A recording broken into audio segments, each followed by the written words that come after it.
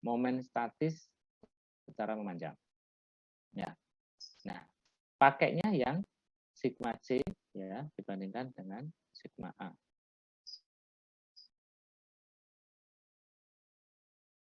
Oke. Oke. Nah, ini ada apa namanya? Beberapa keseimbangan benda ya.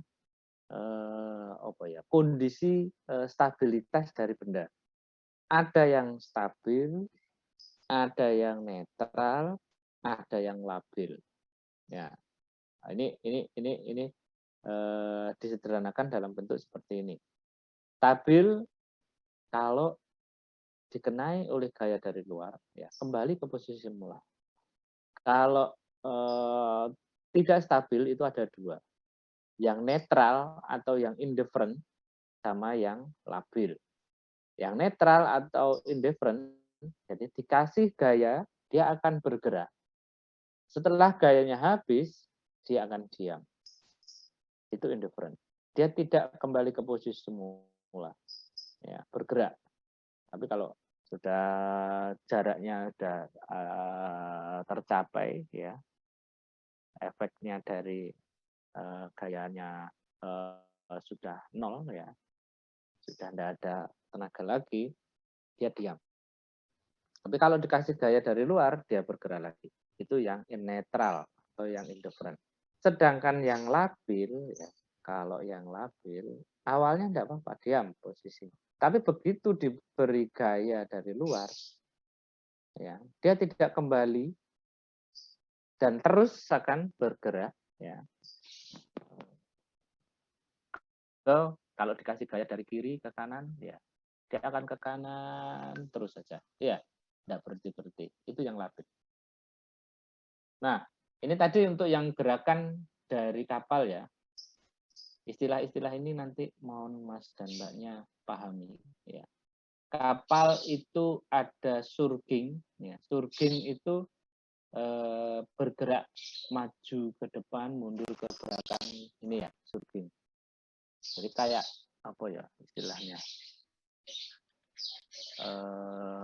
Karena ombak ya, surging ini biasanya karena ombak dari depan atau ombak dari belakang. Jadi arah dari gerakan kapalnya itu ke depan atau ke belakang. Itu surging. Ya. Ya, bergerak ke depan dan ke belakang. Terus gitu. Surging. Kemudian swaying. Itu bergerak terhadap sejajar sumbu Y. Ya. Nah, di sini ya, sway. Yang di sini. Yang di sini. Kanan kiri. Kemudian ada heaving. Heaving itu ke sumbu Z. Jadi ombaknya dari bawah, ya. Ada arus dari bawah, ya. Kan ombak kan panjang gelombang ombak bisa jadi lebih besar dari kapalnya, sehingga kapalnya naik. Jadi kalau naik ke kapal, pas posisi tertentu kapalnya ikut naik ke atas, terus kapalnya turun ke bawah. Itu namanya heaving. Ya, ya. Itu heaving. Ya, sesuai sumbu Z. Kemudian kalau yang tadi saya sebutkan sumbunya itu di X dan dia berputar menurut sumbu X, itu adalah gerakan rolling. Ya, jadi sumbu Z-nya yang berputar ke kanan dan ke kiri. Jadi ya sumbu Z atau sumbu Y-nya, ya. Porosnya di sumbu X itu rolling. Kalau porosnya pada sumbu Y, ya, kapalnya kanan kirinya tidak bergerak, tapi Z-nya bergerak depan belakang. Itu pitching. rolling, pitching, sama yang satu lagi yawing. Nah, kalau yang yawing itu sumbunya adalah Z. Sumbunya adalah Z. Yang bergerak adalah Y. Y-nya yang bergerak, yawing. Jadi kapalnya berputar depan belakang, ya, posisinya di midship. Ya, paham ya untuk 6 gerakan dasar dari kapal ya, 6 derajat bebas untuk gerakan kapal. Ya. Mbak. Oke. Jadi gerakan-gerakan ini ya, ini karena gaya dari luar ya.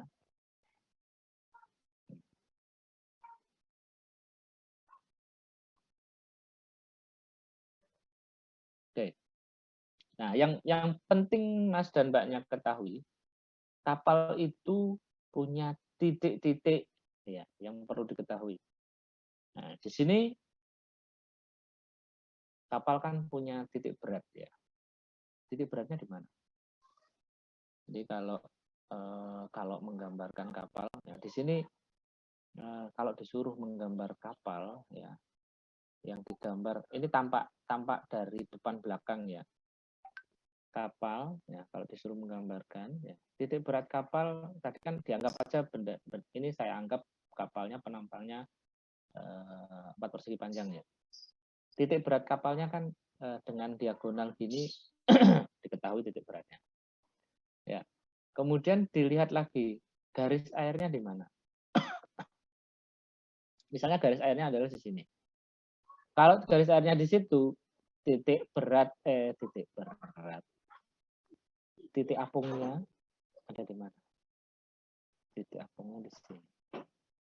Jadi dari yang saya gambarkan dengan gambar yang sudah ada B, ada G, kira-kira bisa menebak Mbak Safina, G itu apa? Titik G itu apa? Halo Mbak Safina. Iya Pak, mohon maaf Pak, dia putus-putus, mungkin bisa diulang Pak. Iya. Titik G-nya itu apa? Yang mana? Titik G yang di ini Pak. Kurang tahu saya Pak, masih belum kepikiran. Oke, jadi kapal tadi saya cerita kapal itu punya titik berat, ya titik berat kapal.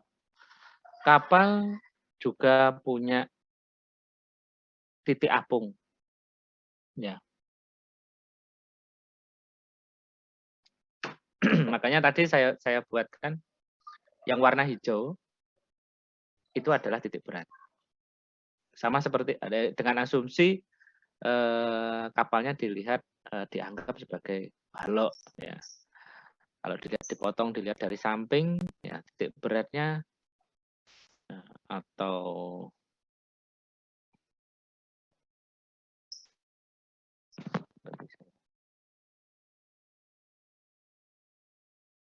di sini adalah G-nya. Ya. Kemudian yang bawah itu adalah B-nya. Nah, anggapannya seperti ini. Jadi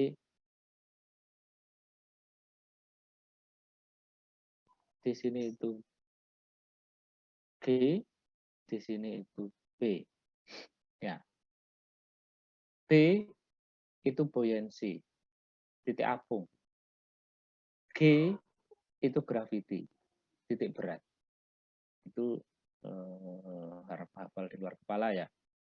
Nah, caranya mencari gimana? Biasanya kalau disuruh menggambarkan, ya, mencari, diilustrasikan, ya, digambarkan penampangnya dianggapkan kotak dulu.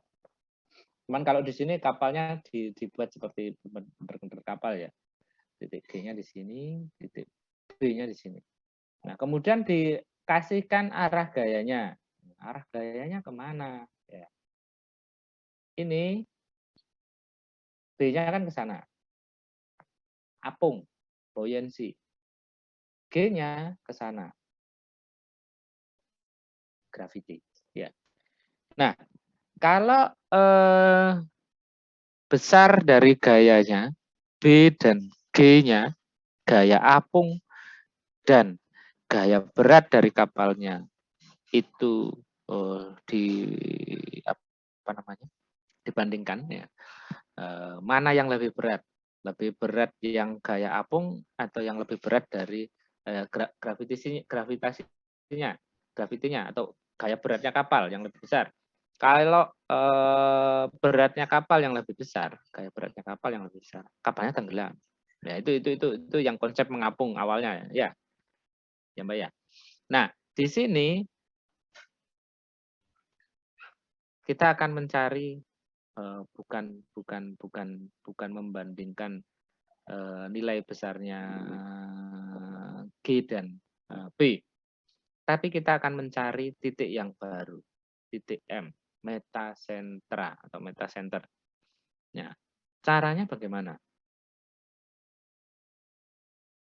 Nah, kalau ini ya kapalnya sebelumnya kan apa namanya, tidak posisinya tidak mengalami gerakan ya. Kalau kapalnya miring, ya ini bergerak miring, B-nya akan bergeser. Ya, B-nya kan karena dipengaruhi oleh air. Ya, B-nya kan dari air tadi ya, akan bergeser.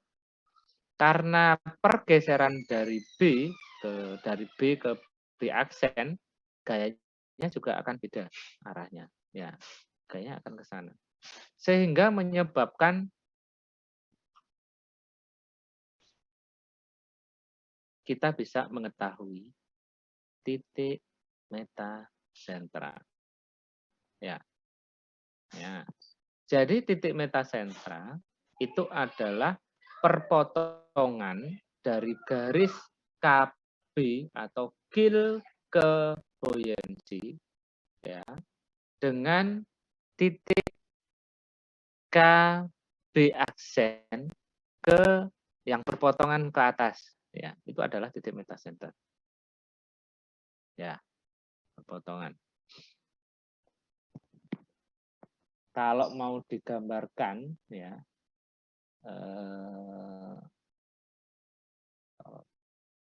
ini kan gini. Jadi pertama adalah Mas dan Mbaknya menentukan titik G-nya. Sudah ketemu titik G-nya di situ. Terus dilihat dulu draft airnya di mana. Draft airnya misalnya di sini. Titik B-nya ada di mana? Titik B-nya diagonal ketemu di situ. Ya. Berarti di sini adalah G, di sini adalah B. Kemudian tidak lupa di sini adalah K, kecilnya. Ya. Kemudian kapalnya tidak miring ya, tapi airnya yang miring.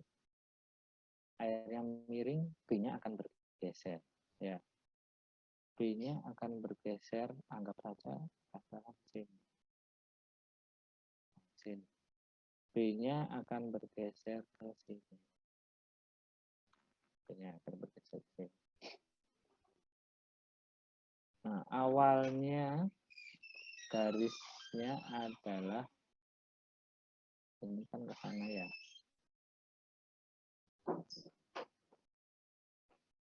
Kemudian B yang baru tegak lurus terhadap, jadi garis yang baru ya ini kan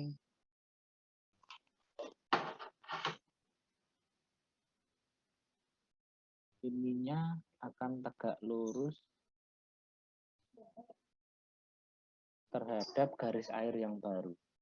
Tegak lurus terhadap garis air yang baru. Sebentar. Garis air yang baru saya kasih merah aja ya. Garis merah ini tegak lurus terhadap garis hijau. Ya, garis hijau. Ya. Enggak dulu. Nanti sore aja. Jadi garis hijau itu tegak lurus dengan garis air dan berpotongan dengan KB yang awal. Nah, titik perpotongan itulah yang disebut titik M, ya, metacenter.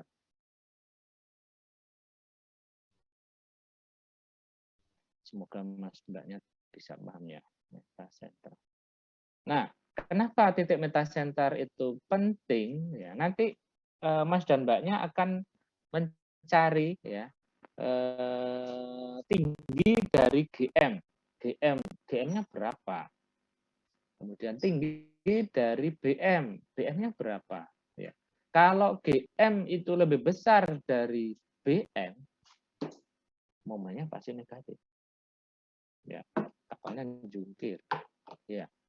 Jadi yang posisi yang benar ya kapal yang punya momen positif ya urut-urutan dari titiknya itu seperti ini. K paling bawah, B di atasnya K, G di atasnya B, M-nya di atasnya G. Nah, ini titik yang bagus untuk kapalnya seperti ini. Kalau GM lebih besar dari BM, berarti titik G-nya ada di bawah dari B, itu berarti kapalnya sudah jungkel, terbalik. Oke. Lengan dan momen penegak. Nah, jadi kalau kapal mengalami kemiringan, ya, oleng, ya, B-nya bergerak, ya, pindah. Nah, dia akan ini ada ke bawah itu kan yang displacement-nya tadi ya, tapi lambangnya terbalik. Beratnya kapal ya, volumenya kapal ya. Nah, kemudian G-nya ya, di sini ada GZ. Ya. Ya. GZ itu adalah lengan penegaknya, lengan momennya. Sehingga ada momen penegak atau momen pengembali ya. Nilainya itu sebesar GZ ya dikalikan dengan displacement tadi. Ya, molded displacement tadi. Ya. Sepasang gaya sama besar dengan gaya berat dan gaya apung. Ini yang membentuk couple ya, momen penegak, righting moment ya. Nah, kemudian sudutnya ya, sudut momennya, sudut kemiringannya berapa? Ya, sudut kemiringannya kalau yang di sini adalah 6 derajat ya. Di sini dilihat 6 derajat. Taunya dari mana? Ya mestinya disebutkan biasanya di soalnya. GZ-nya berapa? Nilainya akan mendekati dengan nilai GM dikalikan dengan sinus sudutnya. Sudut di sini ya, Mas dan Mbaknya kan bisa mengetahui sudut di sini ya. Sudutnya tentu akan sama dengan di sini. Yang di sini. Ya. Ya. Masih ingat enggak yang sing apa namanya? Yang sudut ya dalam segitiga ya. Sudut-sudut. GZ ya bisa dicari dengan bersamaan ya, mendekati GM dikalikan sinus sudutnya.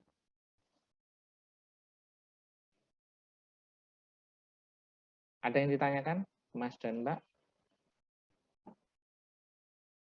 Tidak ada? Ya. Loh, bisa juga. Sudutnya sampai seberapa. Nah, aturannya kalau dari standar IMO ada jadi kemiringan kapalnya ya. Kalau bisa ada yang bisa sampai 45 derajat ya, masih bisa kembali lagi. Nah, itu kapal yang bagus ya. Kalau sudut 45 derajat atau 40 derajat ya. Biasanya sudutnya ada aturannya. Berapa sudut minimal kapalnya miring bisa kembali lagi. Ya. Ya, enggak terus hanya 6 derajat enggak. Ya. Ya, Mas ya.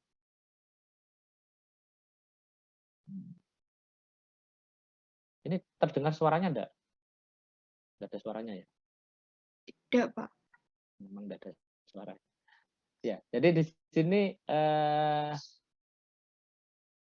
untuk gaya-gayanya ya ada kalau stabil dia bisa ada momen pengembalinya ya menyebabkan kapalnya kembali. Tapi kalau yang indifferent ya dia kena gaya, dia ndak ada momen pengembali.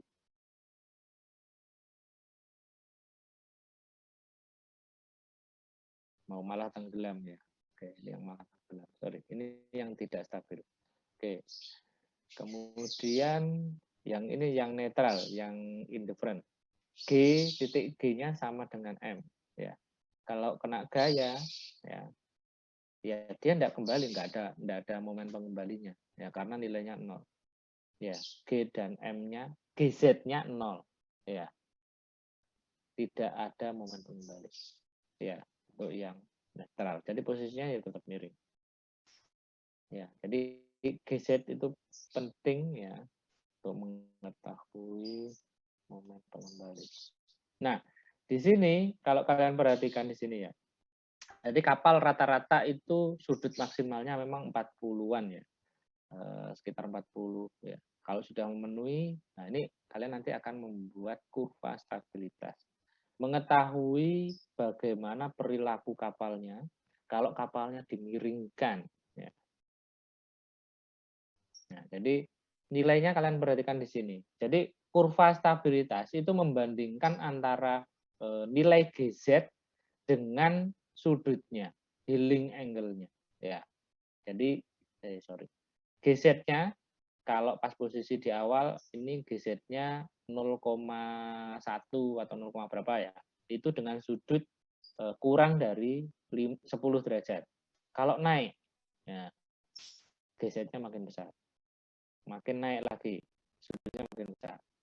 Makin naik, ini sudah mencapai puncaknya, ya, sudutnya berapa? Ya. Kemudian GZ-nya berapa? Kalau nilai GZ-nya sudah turun, ya, GZ-nya turun. Itu dia sudah tidak punya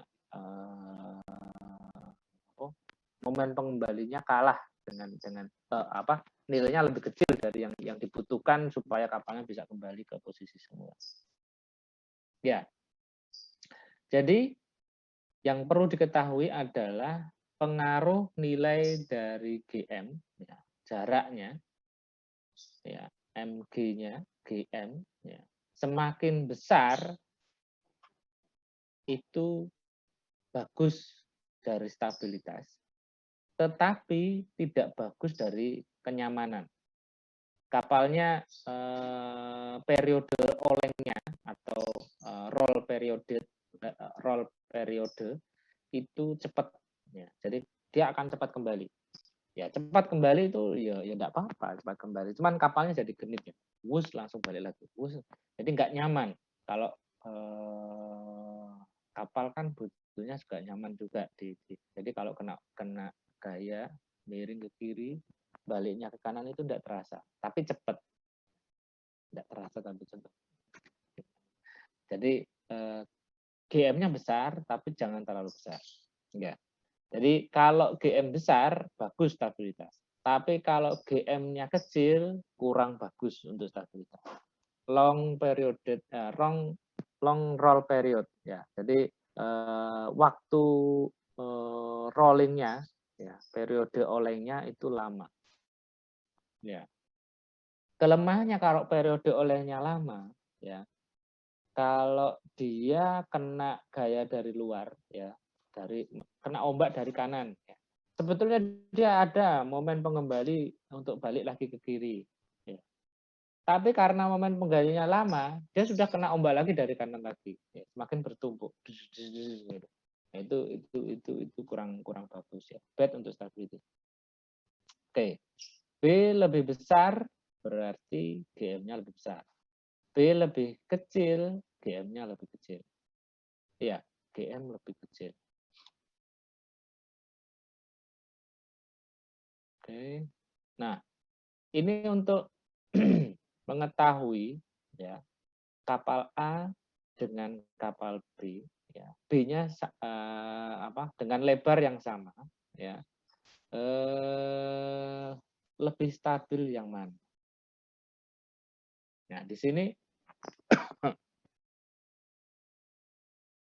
kapal A-nya kalau dari kurvanya, ya, titik kurva stabilitasnya itu sampai sudut 55 derajat. Sedangkan yang kapal A hanya sampai 42 derajat. Jadi kurva stabilitasnya dilihat di sini. Mempengaruhi mana yang lebih stabil. Ya, bisa dibandingkan dalam satu kurva. Nah, kemudian tadi ada stabilitas melintang yang kita hitung tadi, itu stabilitas melintang. Jadi kita potong kapalnya di midship, dilihat dari melintangnya. Kalau stabilitas memanjang bagaimana? Kalau stabilitas memanjang jarang dihitung ya, karena posisinya lebih aman ya. BM ya memanjang ya, longitudinal itu lebih kecil pengaruhnya dibandingkan B melintang terhadap kalau olengnya itu sudutnya akan mengaruhi kapalnya tenggelam atau tidaknya kalau secara melintang. Tapi kalau yang memanjang tidak begitu berpengaruh terhadap kestabilan kapalnya. Karena posisi N-nya ya, MG-nya itu nilainya cenderung lebih besar kalau dari posisi melintang, lebih tinggi. Nah, jadi disebutkan hampir tidak mungkin kapal terbalik karena pitching. Kalau yang gerakan di sumbu Y ya mengangguk kapalnya pitching. Kalau yang melintang itu rolling. Ya, rollingnya itu kemungkinan kapalnya tenggelam itu lebih besar. Makanya yang kita perhatikan dalam perhitungan itu yang secara melintang. Stabilitas melintang itu yang dihitung.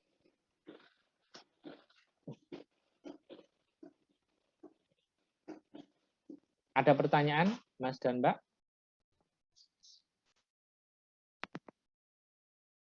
Tidak ada pertanyaan. Maaf Pak, saya ingin bertanya. Ya. Untuk PPT-nya sendiri nanti akan di-share atau tidak Pak? Kalian mau dikasih PPT-nya juga? Saya sendiri mau Pak, karena tadi saya ada ketinggalan sedikit, lupa saya screenshot juga. Ya. Nanti saya share. Saya ingatkan di grup